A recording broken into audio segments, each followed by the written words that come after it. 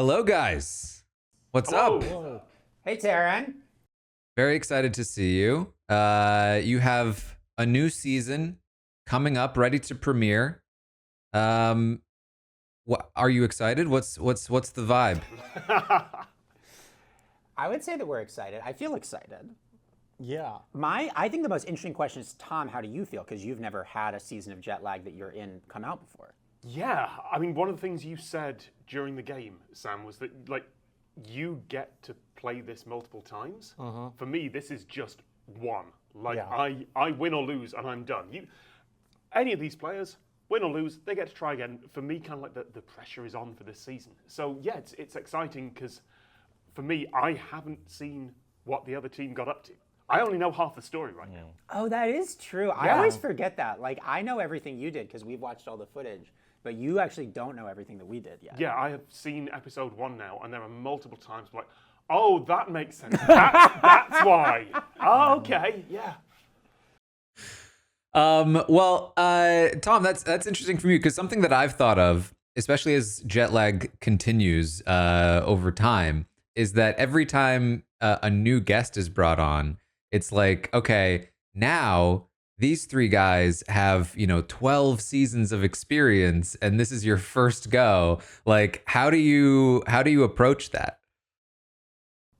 I think you start by taking the lead from Sam because Sam always has the guest with him, and you know what to do. You start out, and then after about day 1, day 2, I'm starting to look through my phone at flight and go, yeah, but we could also do that. We could also do that. We could also do that. You really start to jump in and play.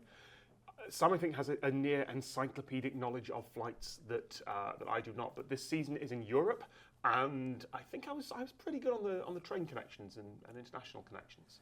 Tom is being humble. He locked in faster than I've seen anyone lock it. He was right there. Well, that's because I've watched the show for 12 seasons. Also, it's very weird to suddenly be in it. You'd been to almost every single location we went to. Yeah. And in some cases,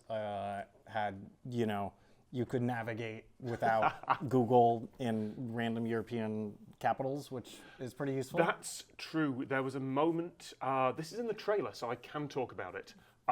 There is a moment when we are in Copenhagen Airport, which is in the trailer. And I realized later that I've been there enough. I know how this train station works. And it never occurred to me to explain that. I'm just running. Right. I love that clip. I love that clip too. You can see it in the trailer.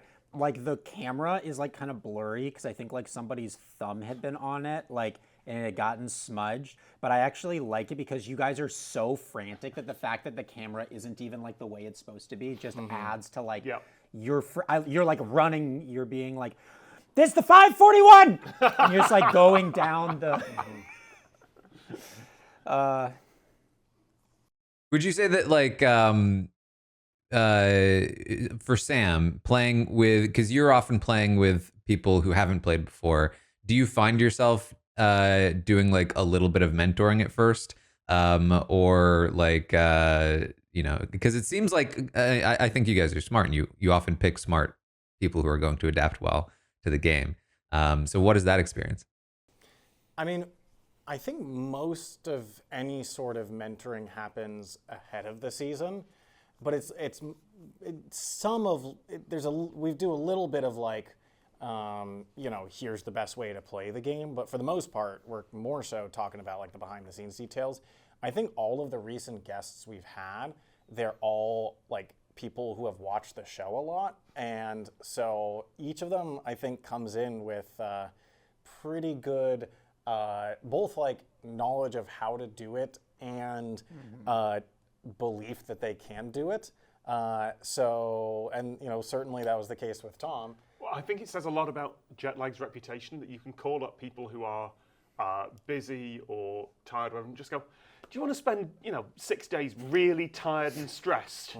And they'll go, "Yeah, okay, that sounds fun." Yeah, in some ways, I think that it's an advantage to having guests like that, because I know that as Tom was just saying, it's Tom has watched this show for a while. I mean, I actually remember you texting after the first episode of the entire season, or the entire show went out, and being like, "This is good." Yeah. So it's you've watched it, you've analyzed it from this third-party perspective, which is a different perspective. In some ways, I think you can analyze our success and failure in a much more objective way, and you can now apply all of your thinking. Now through it's the time to years. put your money where your mouth is. Right. Been watching the show. Oh, yeah. Oh, so dumb they did this. Oh, Yep. oh. Yeah. Oh, let's see how well you do. Tom Let's did see. say, what did you say about the running? Oh, I yeah, did like yeah. that clip. Yeah. There was something you said at one point where you were like, I understand why you guys aren't running all the time. Yes, like from a guest perspective.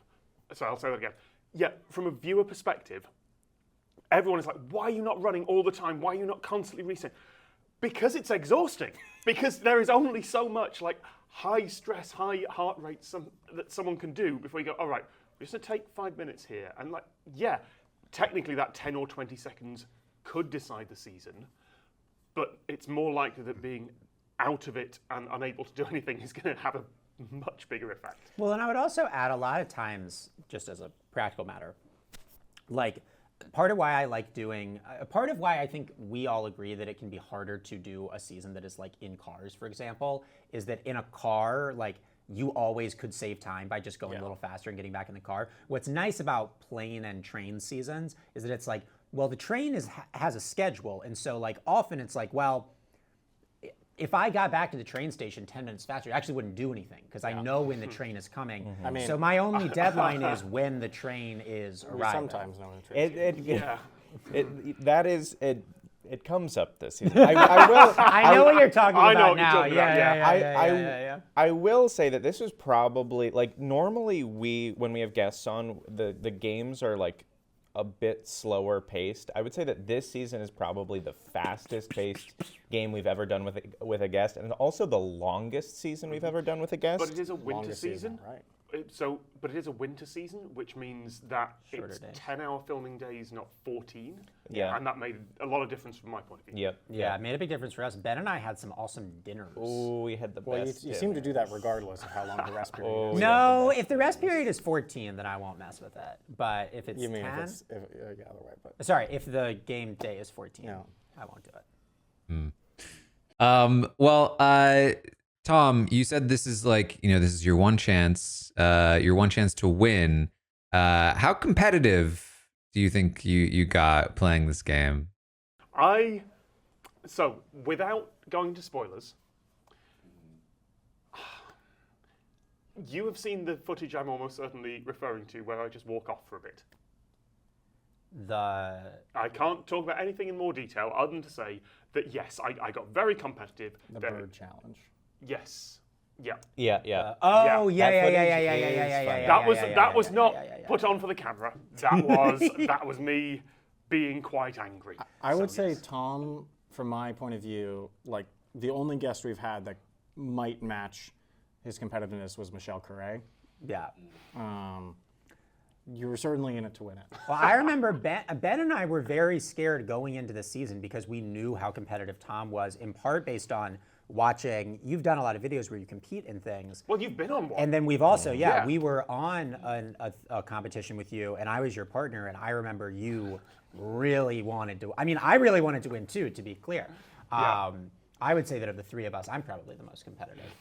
So if someone is so competitive that they scare me with how competitive they are, I think that is a pretty high level.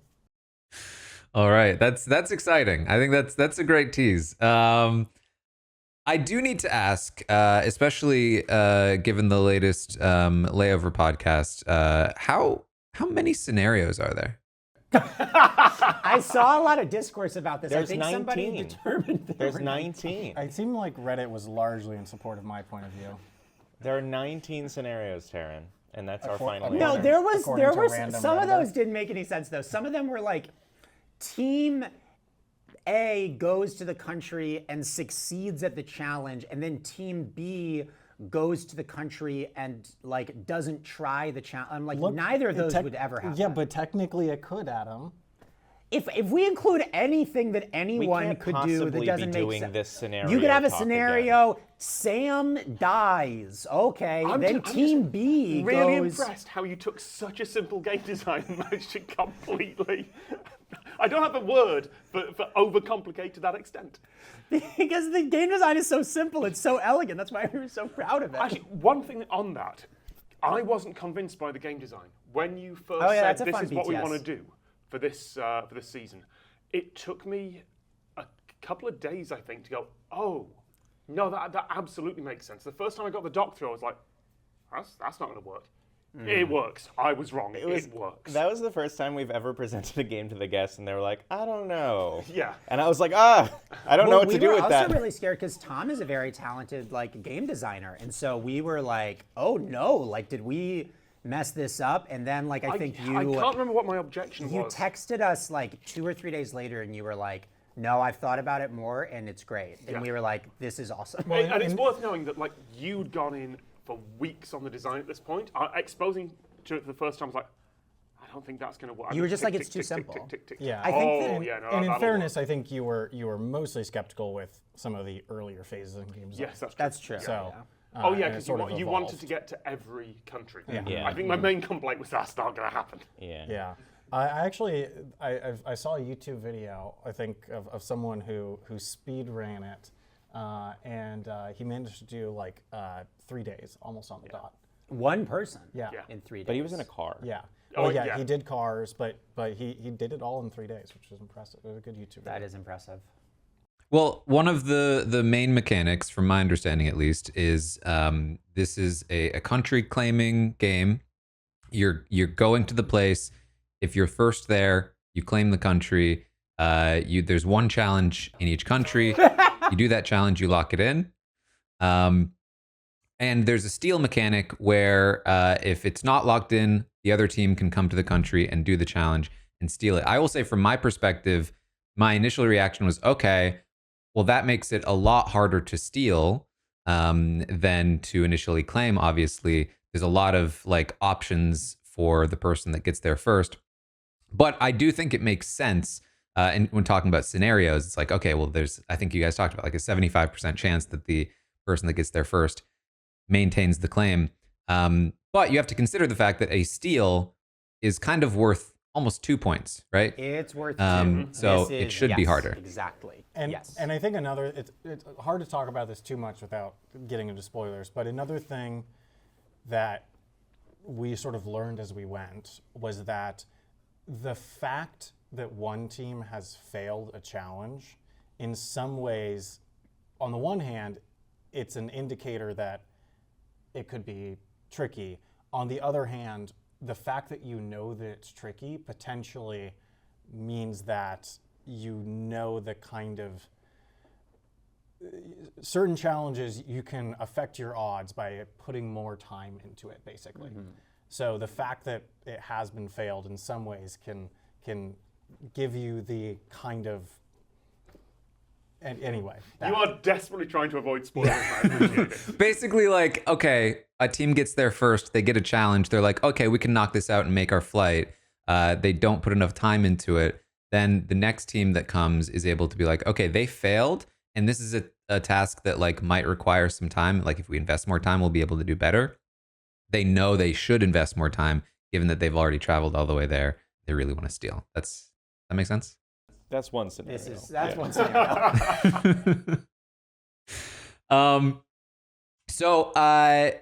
One thing I'm interested in, especially with these kinds of games, and you've run them before and they've been great, but I feel like you always have to be worried about, especially for the show, what happens if one team really just starts to run away with it, right?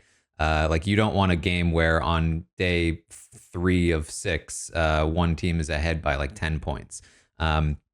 So what do you do to prevent that from happening game design wise? I think that broadly speaking, there are 2 game design elements that help to fight against this. One, and it's basically, it all comes down to risk, right? So it's if you are behind, you can increase your risk tolerance by doing a few things. One thing you could do is you could stop locking countries. You could just start going to countries, touching down, claiming them, don't even necessarily leave the airport or something, go to the next country, right, and not lock it. And that potentially could get you a bunch if you assume that the other team, maybe they'll come and fail. And one of the objections I had when I saw the early drafts of this was, well, why would I not do that? Why would I not just run and go to everything? And your answer was? Well, because then what the other team, this was the conversation we had with Tom. Tom was like, this was one of your big concerns. You were like, well, I like the challenges and no one's going to do challenges. And we were like, I don't know what you mean, Tom. Like, I think, a lot of countries that get visited will probably see, 15, 20 challenges, I don't know. And you were like, well, why wouldn't I do this? And I was like, well, Tom, respectfully, if you do that, then what I'm going to do is I'm going to follow directly behind you and try to steal all the countries. And I do not think that's going to work out well for you. And you'll be moving slower. Yeah. But each one of those, like you said, is a 2 points. But also flight budgets. Flight budget, so it gets in the way. So anyway, that's one thing. If you want to increase your risk premium, you could stop locking countries. The second is you could become more aggressive on stealing countries, right? So if there are countries that are open for steals, right, it's a risky move to go to them and steal them. But if you're behind and you're struggling, then that risk is worth it. So I would say those are sort of the two structural things that help to create possibilities for wins, even if teams are getting behind. But it's also the case that in this game, as with any game that we play, at a certain point it will be mathematically over. And, as we do in most seasons, that is, if that happens, then you bring it to a close there because we don't want games to go on past when they become interesting. People will click away from a video the minute they know it's going to end. Exactly. Yeah. So this is the first season, I believe, that you did not know the challenges ahead of time, that Amy was in charge, Challenge Master Amy. Without spoiling anything, how did that go? How was that? I think we were all quite nervous about not knowing what the because we've never done anything like that before. But I thought it went quite well, and I thought the element of surprise really did affect us more than I think we even anticipated. Because we'd seen heavily redacted versions that just like, if there is something in there that, oh no, that's actually going to hit a phobia for someone, we'd have been able to spot that. Yeah. Or at least been able to go, maybe we need to see what that word is. But I don't think we got any of those, did we, Ben? Did we reject any challenges? I don't think No. I wasn't, I was asking Ben. Okay. No, we didn't.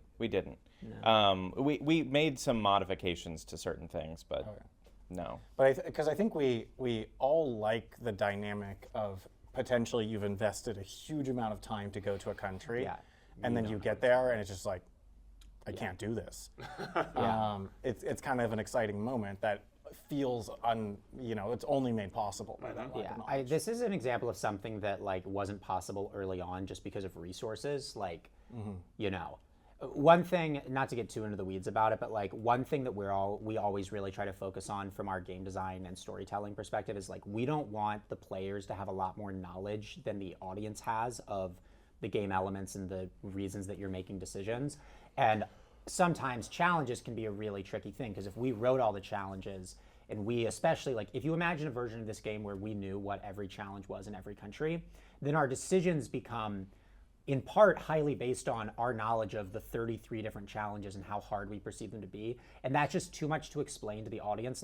There are these 5 different challenges and here's what they all are and here's how hard we think they all are, and that's gonna so the fact that we don't know means that our knowledge mirrors the audience's knowledge, which allows our decisions to be a little simpler and easier to follow because we have the same knowledge as the audience. And I really like that element of this. Hey, I'm excited for it. I think it's very interesting. Final follow-up question then. Do you think that's something that you will take into future seasons, to not know the challenges? Maybe. I think it's if the design calls for it. Yeah, I think only certain games it really becomes an advantage. But I think now that we know it works in games where it was hugely annoying to set up in just pre-production. That is true. Trying to. Because we still had to try to take a pass to balance all the challenges. But and we had these redacted. Amy does have also plenty of other responsibilities. Yeah, she has a lot to do. She was not pleased. I also getting all of them printed without and put in each correct envelope without us ever seeing any of them. Because Amy was on vacation. Amy was on New vacation. Zealand. My mom had to do it. I did have a brief moment at the first time we were opening a challenge where my brain went, what if it's the wrong country in here? Because that messes up everything. Why we got Ben's mom. Ben's Yeah. mom nailed it. Becky nailed it. Yeah. Good job, Mom. There you go. All right. Well, thank you guys so much. I'm excited for the season, and I hope it goes well. Thank Thanks, you. Taran. Thank you.